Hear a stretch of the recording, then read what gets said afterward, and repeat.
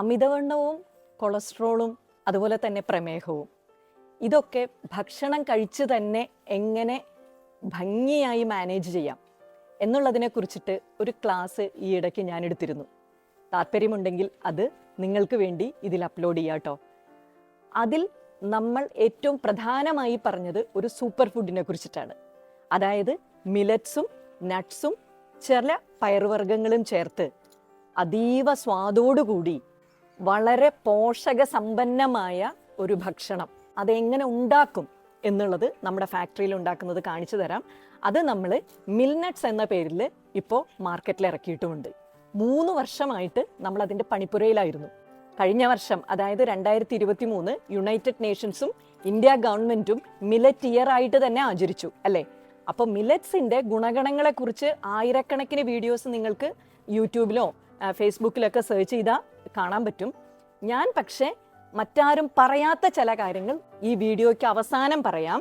അത് താല്പര്യമുള്ളവർ മാത്രം കാണുക. SBM ആയറിൻ്റെ പുതിയൊരു വീഡിയോയിലേക്ക് എല്ലാവർക്കും സ്വാഗതം. ഞാൻ ഡോക്ടർ ശ്രീദേവി, ഹെർബൽ സയൻറ്റിസ്റ്റ്. മിൽനട്ട്സിൽ ഉപയോഗിക്കുന്ന ഇൻഗ്രീഡിയൻസ് ഒക്കെ പരിചയപ്പെടുത്താം. ഒന്ന് പംകിൻ സീഡ്സ് ആണ്, അതായത് മത്തൻ്റെ കുരു. സൺഫ്ലവർ സീഡ്സ്, കാഷ്യൂ നട്ട്സ്, ബദാം പരിപ്പ്. മില്ലറ്റ്സിൽ ഒന്ന് ബാർണിയാർഡ് മില്ലറ്റ്, ബാജ്ര, കോൺ, ബാർലി അഥവാ യവം, ചാമ, തിന, റാഗി. ഇതിനോടൊപ്പം മുതിര, ചെറുപയർ, എള്ള്, സൂചി ഗോതമ്പ്. 5 ദിവസം നീണ്ടു നിൽക്കുന്ന നമ്മുടെ മില്ലറ്റ്സിന്റെ പരിപാടി ഇന്നിവിടെ തുടങ്ങുകയാണ് കേട്ടോ. നമ്മളിത് ഇന്ന് ചേറി വൃത്തിയാക്കുന്നതാണ് ആദ്യത്തെ പരിപാടി.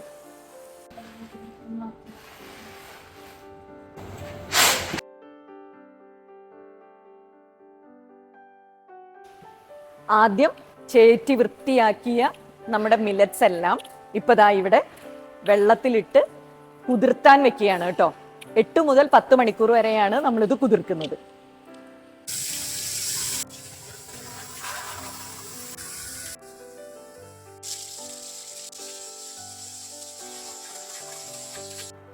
ഇന്ന് രാവിലെ ഏതാണ്ട് 9 മണിക്കാണ് കേട്ടോ നമ്മൾ കുതിരാനിട്ടത്. ഇപ്പോൾ വൈകുന്നേരം 5:30 മണിയായിട്ടുണ്ട്.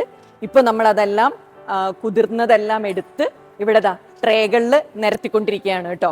ഇതിന് ശേഷം ഇതിൻ്റെ മുകളിൽ ഒരു നനഞ്ഞ തുണി, നല്ല വൃത്തിയുള്ള നനഞ്ഞ ഒരു തുണി കൊണ്ട് മൂടിയിടും.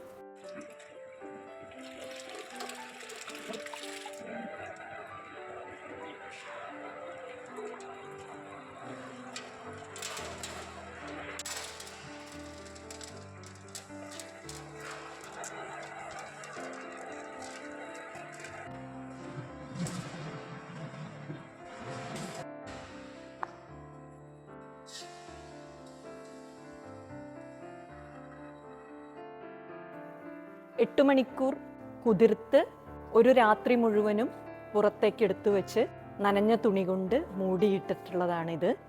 എല്ലാം നന്നായി മുളച്ചിട്ടുണ്ട്.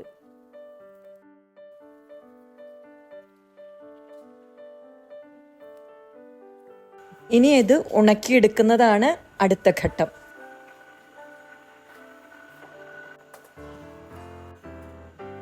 നമ്മളിവിടെ ഡ്രയറിലാണ് ഉണക്കിയെടുക്കുന്നത്.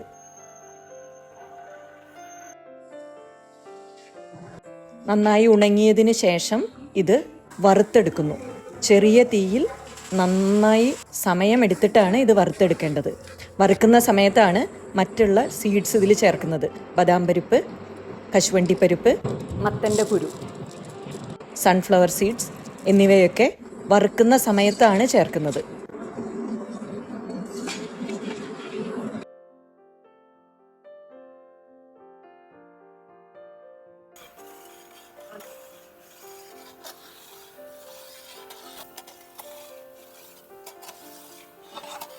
ഇതിപ്പോൾ നമ്മുടെ പാകമായിട്ടുണ്ട്. നമ്മൾ അധികം മൂക്കാനും പാടില്ല, അധികം മൂപ്പ് കുറയാനും പാടില്ല. ഈ പാകത്തിൽ നമ്മൾ തീ ഓഫ് ചെയ്ത് ചൂടാറിയതിന് ശേഷം നമ്മൾ പൊടിച്ചെടുക്കും. അതാണ് ചെയ്യുന്നത്.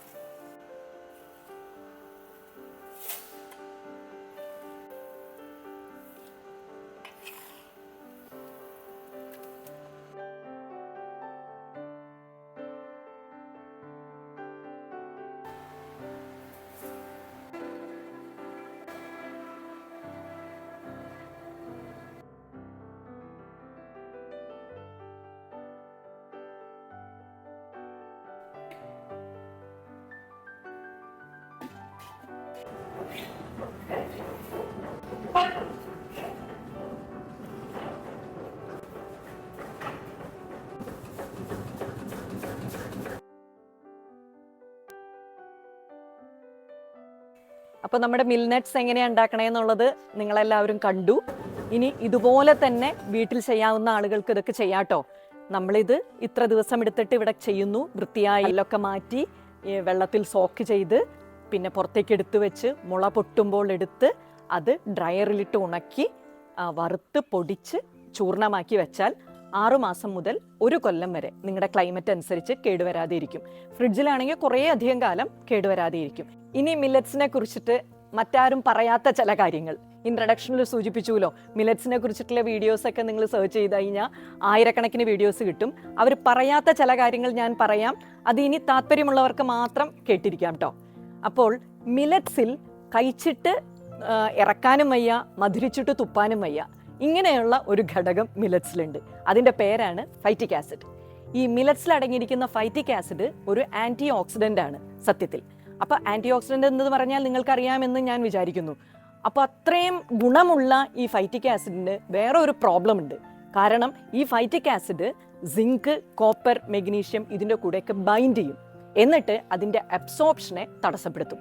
അപ്പോൾ നമ്മൾ മില്ലറ്റ്സ് എന്തൊക്കെ ബെനിഫിറ്റ്സ് ഉണ്ട്, കുറേയധികം ബെനിഫിറ്റ്സ് ഉണ്ട് മില്ലറ്റ്സിന് എന്ന് പറയുമ്പോൾ തന്നെ അതിൻ്റെ കൂടെ ഈ ഫൈറ്റിക് ആസിഡിൻ്റെ കണ്ടന്റ് കാരണം ഈ മറ്റുള്ള ഈ ചില മിനറൽസിൻ്റെ അബ്സോർപ്ഷൻ ഈ ഫൈറ്റിക് ആസിഡ് കുറയ്ക്കുന്നുണ്ട്.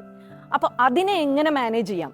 അതെ, അപ്പോൾ ഫൈറ്റിക് ആസിഡ് നമ്മുടെ ശരീരത്തിന് ആവശ്യമാണ്, ആൻറ്റി ഓക്സിഡൻ്റ് ആണ്, അതിൻ്റെ ഗുണമുണ്ട്, അതിൻ്റെ ഒപ്പം തന്നെ അതിൻ്റെ ദോഷവുമുണ്ട്. അപ്പം അതിൻ്റെ ദോഷഫലങ്ങളെ കുറച്ച് ഗുണഫലങ്ങളെ എടുക്കാൻ വേണ്ടി നമ്മൾ എന്ത് ചെയ്യണം?